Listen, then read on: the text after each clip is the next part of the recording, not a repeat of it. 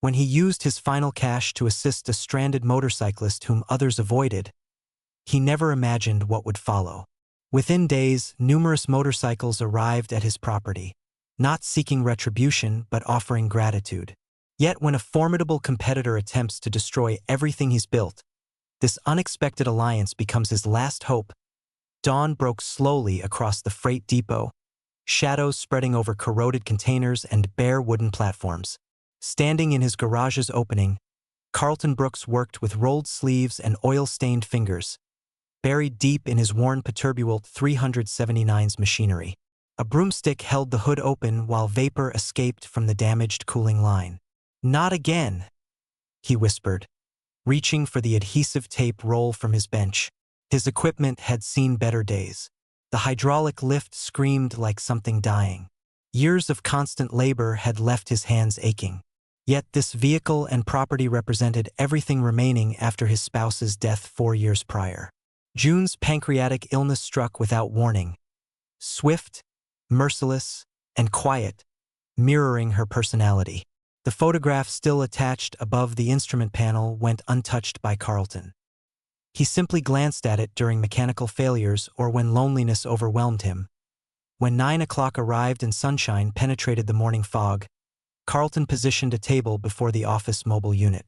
He arranged containers of warmed soup, day-old bread, 24 pieces of citrus fruit, and a container of bitter dark coffee. A weathered placard announced, "Trucker's Pantry, available Fridays. No inquiries, no payment required." Ray Hernandez appeared first, a former refrigerated cargo driver from Kansas who now approached with a walking stick and disposable container, acknowledging Carlton wordlessly. Scarlett followed, a mother raising children alone whose vehicle had failed weeks earlier and remained immobile. Jimmy arrived next, then Reggie, followed by 2 unfamiliar faces. Hunger brought them. Satisfaction sent them away. Nobody questioned Carlton about sustaining the food program. They remained unaware that Carlton frequently went without eating himself. They never learned the program operated on his meager earnings from increasingly scarce transportation jobs now dominated by the Denton family business. Tony Denton, who established Denton Logistics, had expanded his operation by eliminating independent operators like Carlton. With pristine vehicles, shined footwear, and abundant capital, he viewed Carlton's property as worthless debris and an ugly blemish. For years, Tony had been influencing municipal authorities and planning commissioners, arguing the facility posed risks. "The surface isn't even paved," he'd complained during one community assembly, "and that food distribution operation represents a health code disaster waiting to occur." However, Carlton possessed something beyond Tony's reach: memories and compassion. The feeding program began the week following June's passing. Excess prepared meals and overwhelming sorrow led him to feed one stranger, then another. The practice evolved into a weekly tradition, and despite poverty and isolation, abandoning it proved impossible. That particular Monday found Carlton at a dusty roadside station 2 municipalities away. His fuel reservoir neared empty. He tallied the wrinkled currency from the storage compartment, barely sufficient for partial refueling.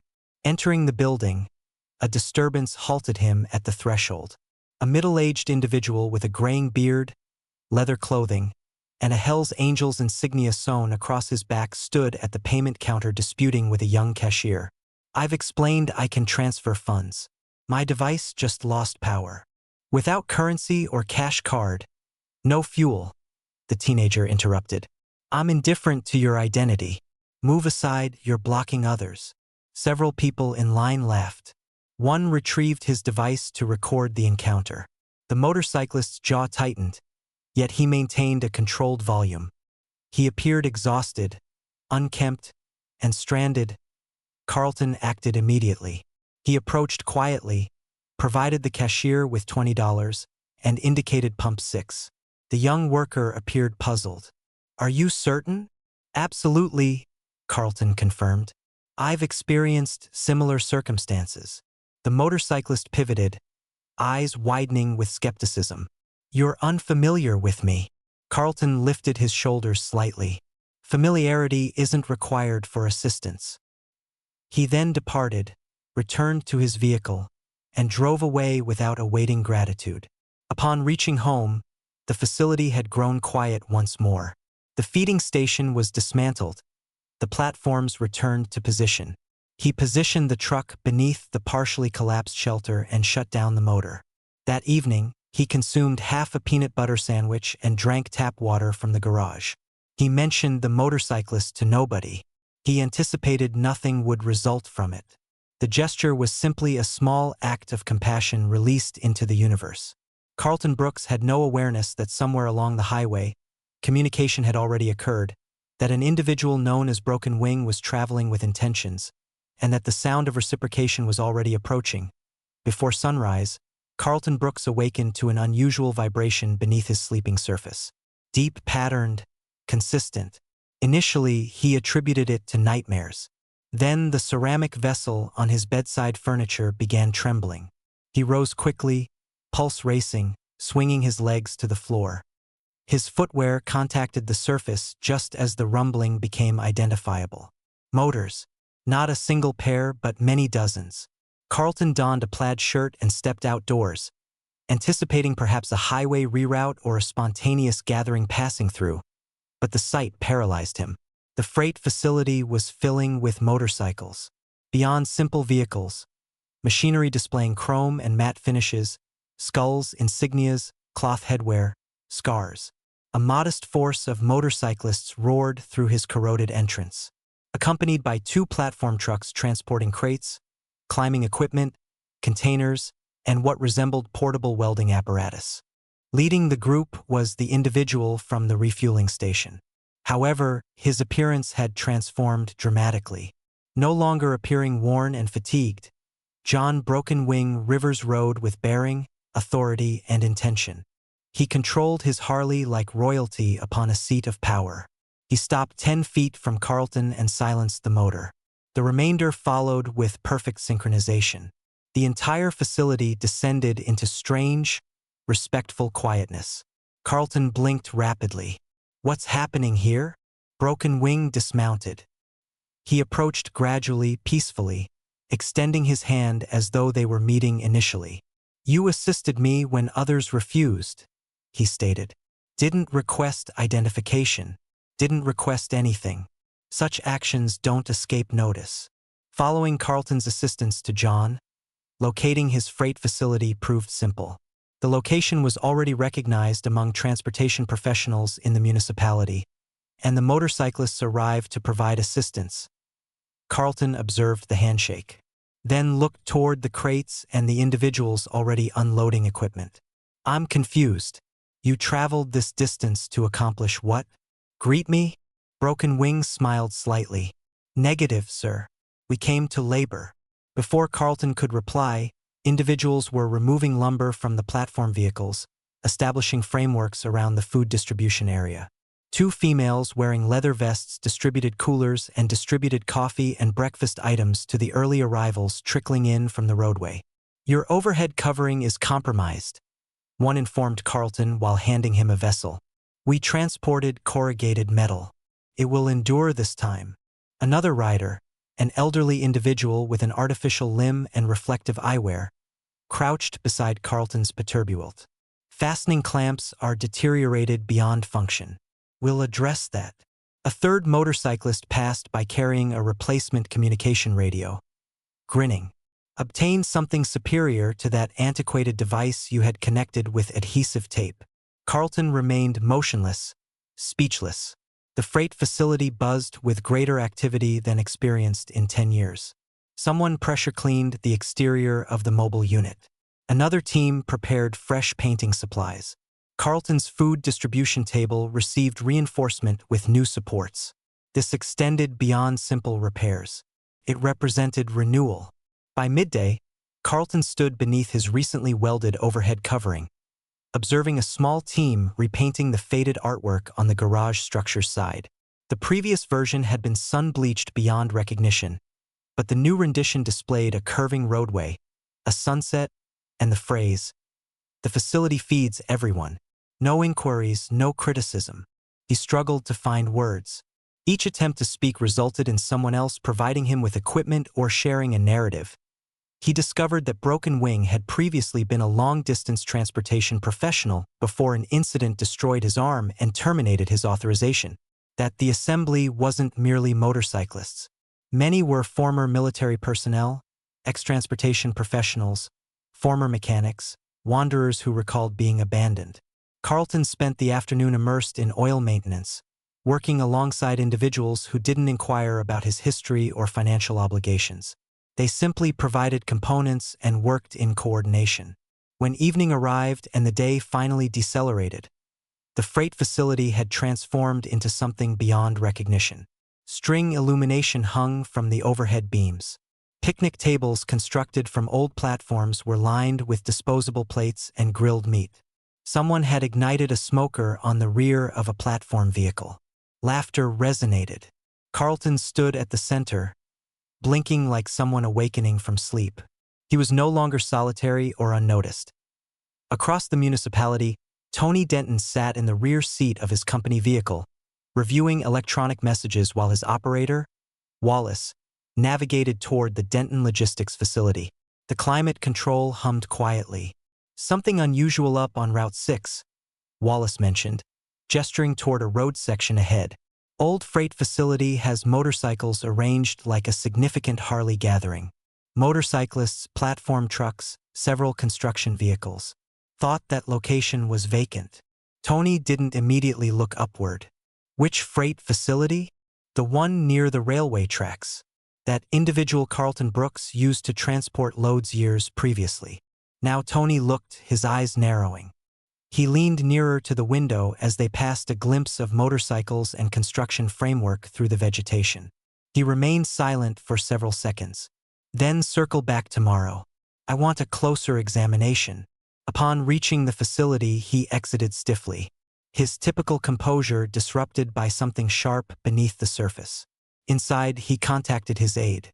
"Retrieve everything we possess on Brooks. Planning history, authorization filings, property records. I want it on my workspace by noon." Down in the workshop, Nick Denton wiped perspiration from his forehead and slid out from beneath a refrigeration unit he'd been servicing for most of the morning. A younger technician walked past carrying a bag of takeout. "Hey, Nick, did you observe all the motorcyclists over at the old facility? They're constructing something. Appears like an entire crew out there." Nick sat upward gradually. "Which facility?" "Carlton's," the individual stated. "The person with the old Peterbuilt. Thought your father was attempting to purchase that property. Appears like it's transforming into a community thing now. Kind of impressive, honestly." Nick didn't reply. He simply nodded, cleaned his hands, and turned away, though his thoughts remained behind. That evening, he didn't depart at his scheduled time. He simply grabbed his welding equipment, threw it in the rear of his vehicle, and drove out toward the municipality's edge, pulse beating heavier the closer he approached. By the time the sun touched the elevated terrain, the facility was glowing with string illumination and laughter. Nick rolled up gradually, quietly. No advertising, no barriers, just people laboring like they belonged there. He parked near the fence and walked inside. A few heads rotated. Nobody stopped him. Carlton looked upward from beneath a framework, surprised, but not unfriendly. Nick lifted his welding equipment slightly, the way some individuals might extend a handshake. "You have anything requiring repair?" Carlton blinked, then nodded. "Plenty." Nick didn't utter another word. He stepped into the illumination and began working. Tony Denton had constructed his commercial empire with pristine footwear and aggressive tactics. For 20 years, he had acquired the vulnerable, covered over the struggling, and wrapped everything else in legal documentation. He wasn't accustomed to barriers, especially not ones that operated on repaired vehicles and secondhand goods. The sight of Carlton's facility overflowing with volunteers, laughter, and media cameras made his stomach churn. He contacted the planning board. No infractions. He contacted the fire authority. Nothing. He even contacted an old connection in code enforcement, an individual who once owed him a favor, but no success. Everything passed inspection. Worse, the community was talking. They were appreciating Carlton's online posts, distributing photographs of the artwork, and marking the freight facility as a local treasure. The same people who once dismissed the location now delivered paint containers, bags of soil amendment, and coolers full of cold beverages. Tony wasn't merely angry anymore. He felt insulted, so he modified his strategy. Quietly, first arrived the health inspector, documentation in hand, attempting to flag the food program's storage practices. But everything had been recently cleaned and organized. The refrigeration units operated at proper temperatures. The coolers passed examination. Next, a property evaluator walked through asking peculiar questions. Carlton answered with a nod and returned to smoothing a bench beside a young girl painting sunflowers on the exterior. Tony then dispatched a private investigator to examine the motorcyclists, background verification, judicial records, but most possessed clean records or distant offenses that no longer concerned anyone. In fact, more than one were former military. 2 even served on the municipality's volunteer fire team presently. Every attempt Tony made bounced off like small stones against metal. But Carlton never reacted. He didn't complain, didn't even defend himself. He simply worked quietly. Each evening, Nick Denton arrived just as the sun touched the vegetation. He never spoke extensively when he came, just waved and prepared to work. One night, he replaced the brake lines on a volunteer's pickup. Another, he helped excavate trenches for a drainage pipe near the rear of the property. He and Carlton worked alongside each other in a rhythm that didn't require conversation. They exchanged tools, held fasteners, nodded once when something fit precisely. One night under a pale yellow workshop light, as they finished repairing a forklift tire, Nick finally spoke.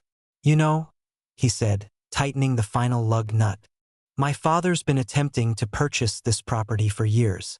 Said it was too valuable to waste on salvage and charity." Carlton didn't look upward. "I figured as much. He tried to get me to manage Denton Logistics," Nick added. "Told me I could triple my compensation and sit behind an office desk. Said I was wasting my life if I remained in the workshop." Carlton set down his wrench. "And," Nick gave a tired half-smile, "told him I'd rather injure my back doing something honest." They didn't speak again for a while, but something shifted that night, like an old fastener finally loosening after years of corrosion. The facility evolved daily. The food distribution table became a complete outdoor cooking area. A local barbecue team donated a smoker, and now Friday meals included shredded pork and roasted vegetables. Someone constructed a shade structure from salvaged lumber. A few retired transportation professionals painted a map of the nation on one of the storage containers, marking every route they'd ever driven with red cord and pins. Children started appearing after school to help sort components and paint stones with cheerful messages. Veterans came too, old, quiet, steady. They repaired what they could, nodded thanks when handed coffee, and stayed late into the night, welding, sweeping, and watching the stars over the facility they'd somehow claimed as their own. Carlton felt not just useful but connected. Then the correspondence arrived. It came in a plain envelope, hand-delivered by a municipal official who refused to meet his eyes. Notice of environmental condemnation. According to the documentation, traces of oil runoff had been detected in the soil, enough, apparently, to justify shutting down the property for public safety. Carlton had 10 days to vacate, remediate, or face full seizure of the property. And this correspondence arrived without any discussion or hearing, just an administrative loophole buried in outdated municipal code. Carlton sat on the loading dock with the correspondence in hand, watching dusk bleed into night. The facility behind him hummed with laughter and light, the new sign glowing softly over the entrance, the smell of mesquite drifting through the air. He read the correspondence again, then folded it gradually and tucked it into his shirt pocket. Nick found him there a few minutes later. "You all right?" "Not really," Carlton said, "but I will be." He didn't show the correspondence. He didn't want to cast a shadow over what had become a beautiful thing. But that night, after everyone departed, Carlton stayed in the facility long past midnight, sitting in a folding chair, watching the moon move behind a tarp someone had hung as a makeshift roof. He wasn't certain what came next. He just knew this location, this odd, noisy, patched-together place, had become something real, and he wasn't going to surrender it without resistance. The notification still hung on the side of Carlton's mobile unit, attached to the corroded exterior, its official seal catching the wind like a flag of surrender. But nobody in the facility treated it like a defeat. If anything, the community dug in deeper. By the second day after the correspondence, a folding table appeared beside the kitchen, covered in clipboards and donation containers. By the fourth day, a mural crew started painting a massive image across the old aluminum fence. A truck cab surrounded by raised hands, palms smeared with grease, paint, and hope. Every day, more people arrived. They came with drills, paintbrushes, firewood, power strips. Carlton didn't request anything. He just kept appearing at dawn with coffee and a steady look in his eyes that said, "We keep going." Evenings transformed into cookouts. Strangers brought folding chairs. Veterans with faded tattoos told stories around portable heaters. And the children, the same ones who used to cross the street to avoid the junkyard, now chalked bright drawings all over the driveway. Carlton didn't speak much, but his presence was constant, calm, solid. The quiet center around which everything rotated. On day 7, Nick arrived earlier than usual. He walked quickly, holding a folder thick with papers and yellow tags. His expression wasn't excitement. It was focus, the kind of look a person wears when they know they might be holding something heavy enough to change everything. "I found something," he told Carlton, pulling him aside. The folder contained old property records, deeds, transfer contracts. But tucked in the back was a copy of a joint ownership document from nearly 15 years ago, one that listed both Carlton and June Brooks as co-owners of the freight facility. And crucially, it showed that any sale required both signatures. June's wasn't on the attempted transfer Tony had filed years back. "It's invalid," Nick said, flipping to the back page. "She never signed. My father thought he could frighten you into leaving before anyone noticed." Carlton sat with the folder in his lap, running his fingers over the edges like it might vanish if he released it. "I don't even know how to combat this," he admitted quietly. "You don't have to," Nick replied. "The documentation does it for you." Day 10 arrived too quickly. The morning sun rose into a hazy sky as a line of black vehicles rolled down the road toward the freight facility. Municipal officials stepped out, a planning representative, a code inspector, an individual in a suit far too clean for a location that smelled like diesel and ash. They expected the facility to be empty. It wasn't. Instead, they were met with a barrier. Motorcyclists lined the front fence. Chrome glinting, footwear planted, arms crossed. Not aggressive, not loud, just present. Behind them stood townspeople. Teachers, cooks, janitors, mechanics, veterans, children with painted signs. One read, "This property fed us." Another, "Condemn greed, not compassion." Carlton stood at the center, arms folded. Nick beside him, the folder in his hands. The lead official cleared his throat, shifting uneasily. "Mr. Brooks, we're here under Ordinance 6A. Carlton handed him the documents before he could finish. "You'll want to examine that first." He did, gradually, then again his face tightened with each paragraph.